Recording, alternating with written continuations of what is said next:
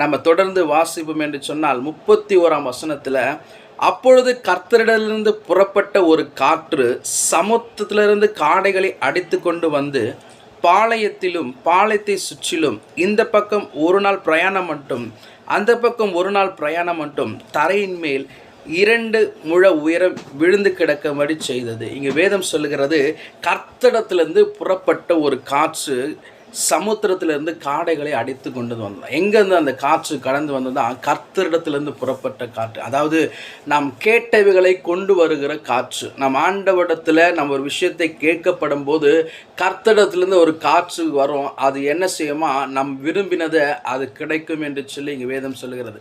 அப்போ இஸ்ரவேல் ஜனங்க கேட்ட அந்த இறைச்சியை அந்த கர்த்தரிடத்தில் வந்த காற்று அவளுக்கு கொண்டு வந்ததை நம்மளால் வாசிக்க முடியும். ஆனால் வேதம் சொல்லுகிறது, நம் ஆண்டவர் எப்படிப்பட்டவர் என்று சொல்லி சங்கீதம் 18 நாம் வாசிக்கும் போது 10ஆம் வசனத்தில், கேருவின் மேல் வேகமாக ஏறினார், காற்றின் செட்டைகளை கொண்டு பறந்தார் என்று சொல்லி. நம் ஆண்டவர் காற்றின் செட்டைகளை கொண்டு பறந்தார் என்று சொல்லி, அந்த காற்று வேதம் சொல்லுகிறது அவர்கள் விரும்பினதை அவர்களிடத்தில் கொண்டு வந்தது. இதை கேட்டுக்கொண்டிருக்கிற தேவச்சனமே, நாமும் கூட ஆண்டவர் சமூகத்தில் கேட்கப்படும் போது கர்த்தரிடத்திலிருந்து ஒரு காற்று கடந்து வரும். அந்த காற்று நம் விரும்பினதை